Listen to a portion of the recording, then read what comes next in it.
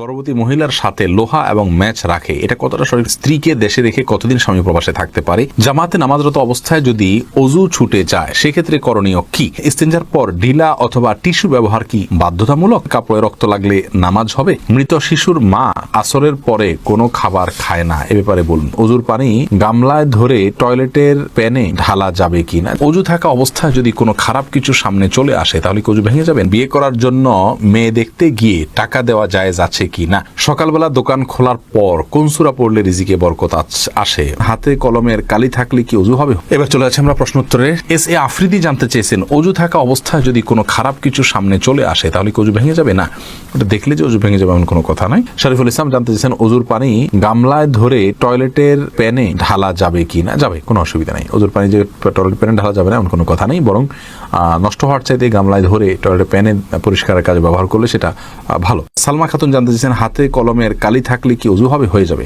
কলমের কালি এটা আমাদের শরীরের উপর আলাদা প্রলেপ তৈরি করে না যে যার ফলে অজু হবে না। তবে এরকম বিশেষ কোনো কলম যদি থাকে যে কলম আলাদা আস্তর তৈরি হয়, খোঁচালে উঠা যায়, চামড়ার উপর আলাদা বসে যায়, তাহলে সেক্ষেত্রে সেটা অবশ্যই দূর করতে হবে। এরপরে বেলাল হোসেন জানতে চেয়েছেন, বিয়ে করার জন্য মেয়ে দেখতে গিয়ে টাকা দেওয়া জায়েজ আছে কি না?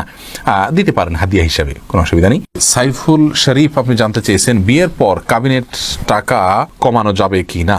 দেখুন, বিয়ের পরে কাবিনের যে টাকা সেটা যদি স্ত্রী কমিয়ে দিতে চান স্বেচ্ছায়, তিনি যদি কম নেন সেটা তার জন্য জায়েজ আছে। আল্লাহ বলেছেন তিনি যদি কিছু ছাড় দেন ফাকুলু হানিয়াম মারিয়া, তাহলে সেক্ষেত্রে তোমরা সেটা খেতে পারো, ভক্ষণ করতে পারো, ভোগ করতে পারো। আর যদি তাকে প্রেশার দিয়ে বা সিস্টেমে ফেলে এটা করা হয় তাহলে সেটা জায়েজ নাই। আর উভয় পক্ষ মানে একে অন্যের সাথে বোঝাপড়া করে কমানো এটাও জায়েজ নাই, এটা মেয়ের অধিকার। বিয়ের পরে চুক্তি হয়ে গেলে এরপর আর উভয় পক্ষের এখানে কিচ্ছু নাই। মেয়ে যদি নিজে থেকে স্বেচ্ছায় খুশি হয়ে ছাড় দেন সেটা তার ব্যাপার সম্পূর্ণ। আবু হাইল আপনি জানতে চেয়েছেন, সকালবেলা দোকান খোলার পর কোন সূরা পড়লে রিজিকে বরকত আসে? বলবেন কি? আসলে ভাই এরকম কোনো বিশেষ কোনো সূরা নাই যে সূরাটা পাঠ করলে রিজিকে বিশেষ বরকত আসে, বরং বিসমিল্লাহ বলে যে কোনো কাজ শুরু করলে সেখানে আল্লাহ বরকত দান করেন। আল্লাহর নাম নিয়ে শুরু করলে, জিকিরের সাথে শুরু করলে এবং হালাল উপায়ে সে কাজটা সমাধান করলে ইনশাআল্লাহ তাআলা বারাকা দান করবেন। বিল্লাল আহমেদ সুমন আপনি জানতে চেয়েছেন, ফরজ সালাত একা পড়লে কি একামত দেওয়া লাগবে এবং কেরাত কি জোরে জোরে পড়া লাগবে? দেখুন ভাই বিলাল, ফরজ সালাত যদি একাও পড়েন সেক্ষেত্রে আপনি আশপাশে কেউ আপনার একামত শুনে আপনার সাথে যোগ দিতে পারে, সে আশা থেকে একামত পড়ে একামত দিয়ে তারপরে রুকু সিজদার তাসবিহগুলো এই তাকবীরগুলো একটু উচ্চস্বরে পড়বেন জামাতের নিয়তে, যে আপনার সাথে কেউ যেন যোগ দেয় শুনে এসে। এটা হলো সুন্নাহ। যদি এটা না করেন আস্তে আস্তে পড়েন কোনো অসুবিধা নেই, এটা আবশ্যক নয়। সালমা খাতুন জানতে চেয়েছেন, কাপড়ে রক্ত লাগলে নামাজ হবে? দেখুন, কাপড়ে রক্ত লাগলে সে রক্তের যদি পরিমাণ অনেক অল্প হয় নামাজ হয়ে যাবে, কিন্তু যদি পরিমাণে বেশি হয় তাহলে সেক্ষেত্রে নামাজ হবে না। এটাই বিশুদ্ধতম যদি অনেকের মতে রক্ত পাক বা পবিত্র। সুলতান মাহমুদ মিল্টন জানতে চেয়েছেন, স্ত্রীকে দেশে রেখে কতদিন স্বামী প্রবাসে থাকতে পারে? অনেক আলেম বলেন 4 বা 6 মাসের অধিক সময় স্ত্রীর কাছে থেকে দূরে থাকলে বউ তালাক হয়ে যায়। আবার অনেকে বলেন গুনাহ হবে। এ কথাটি হাদিস দ্বারা প্রমাণিত? দেখুন, নির্দিষ্ট কোনো মেয়াদ হাদিসে বলা হয়নি যে এই পরিমাণ সময় প্রবাসে থাকতে পারবেন স্ত্রীকে দেশে ফেলে রেখে, এরপরে আর পারবেন না, এরকম কোনো কথা আসলে ফিক্স বলে দেওয়া হয়নি। ওমর রাদিয়াল্লাহু তাআলার একটি উক্তি থেকে 4 মাসের সময়ের কথা, অনেকে বলেন যে 4 মাসে বেশি থাকা যাবে না, এর কম থাকা যাবে। আসলে এটা ভ্যারি করে স্ত্রীর এবং তার অবস্থার উপরে। তারা যদি দুজন দু জায়গায় থাকাতে তারা গুনাহে লিপ্ত হয়ে যাবেন এরকম আশঙ্কা থাকে, তাহলে এরকম বিদেশে থাকা জায়েজ নাই, বরং গুনাহ থেকে বাঁচার জন্য তাকে অন্যের সঙ্গে থাকা উচিত এবং অল্প যে রিজিক হবে দেশে থাকলে সেটার উপরে তুষ্ট থেকে যাওয়া উচিত।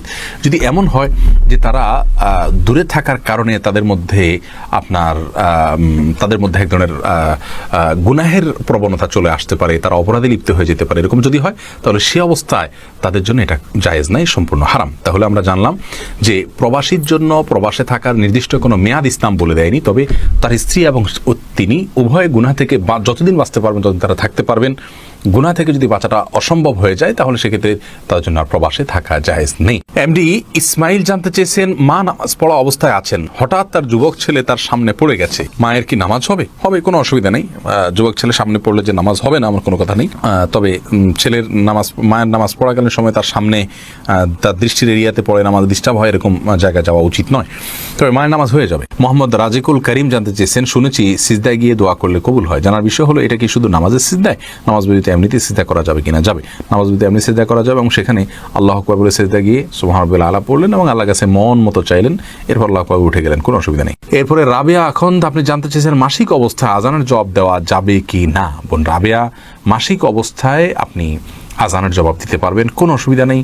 মাসিক অবস্থায় নির্দিষ্ট কিছু কাজ করা যাবে না, আর যে কোনো ইবাদত করা যাবে। আজানের জবাব দিতে নিষেধ কোথাও বলা হয়নি, যেখানে দিতে পারবেন, কোনো অসুবিধা নেই ইনশাআল্লাহ। নাহার আপনি জানতে চেয়েছেন মৃত শিশুর মা আসরের পরে কোনো খাবার খায় না, এ ব্যাপারে বলুন। মৃত শিশুর মায়েরা যদি আসরের পরে কোনো খাবার না খান, এটা খেলে ক্ষতি হবে বা এরকম কোনো বিশ্বাস আছে, এই সমস্ত বিশ্বাসের কারণে, তাহলে সেটি সম্পূর্ণরূপে পরিহার্য, এটা পরিত্যাগ করতে হবে। এ বিশ্বাস ভুল বিশ্বাস, বরং তিনি যে কোনো সময় খেতে পারেন। তার সন্তানের মৃত্যুর সাথে তার কোনো খাওয়ার সময়ের কোনো সম্পর্ক নেই।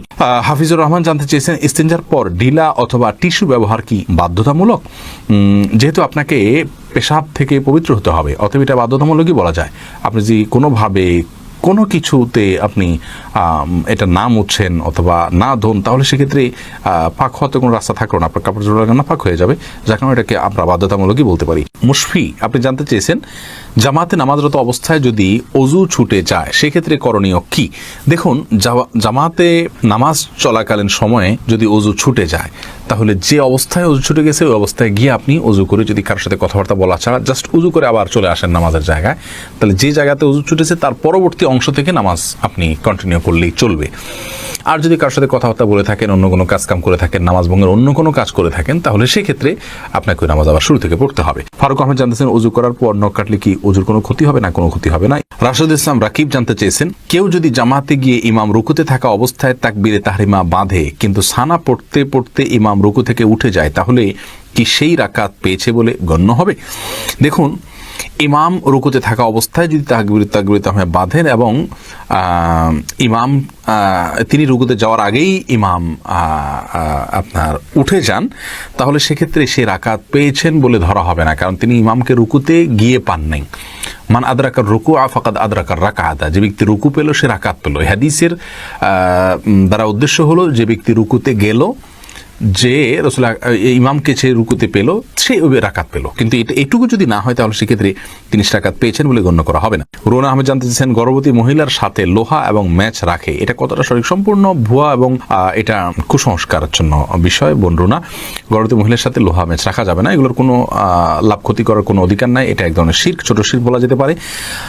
লাভ ক্ষতির মালিক আল্লাহ রাব্বুল আলামিন। বিশেষ কোনো অসুস্থতা যদি হয়, বিশেষ কিছু খেলে অসুবিধা হয়, সেটা ভিন্ন কথা, কিন্তু লোহা এবং ম্যাচ রাখলে যে কিছু হবে না, এটা কোনোভাবেই সত্য নয়, এটা ভুল বিশ্বাস। নীরব আপনি জানতে চেয়েছেন সন্তানের যে কোনো ধরনের গুনাহের ভাগীদার কি মৃত বাবা মা হবেন যদি জীবিত কারো সঠিক দীক্ষা দিয়ে থাকেন? না, জীবিত কারো যদি তারা সঠিক দীক্ষা দিয়ে থাকেন, সাবধান করে থাকেন, এরপরে যে সন্তান করে, অবশ্যই তার দায়ভার বাবা মা বহন করবেন না। আল্লাহ বলেছেন ওয়ালা তাজিরু আল্লাহ তাজিরু ওয়াজিরাতুন উইজরা উখরা, আর কোনো ব্যক্তি অন্য কারোর পাপের বোঝা বহন করতে হবে না, বরং লাইসারিল ইনসান ইল্লা মা সা, সে যতটুকু করবে ততটুকু সে পাবে, যার কারণে সন্তানেরটা তিনি পাবেন না, যারটা সে পাবে। তবে তিনি যদি কথার কথা সন্তানকে অন্যায় কাজে প্ররোচিত করে যেয়ে থাকেন, সন্তানকে অন্যায় কাজ করার জন্য নির্দেশ দিয়ে থাকেন, শিক্ষা দিয়ে থাকেন, তাহলে সেক্ষেত্রে অবশ্যই সেই দায়ভার তাকে বহন করতে হবে।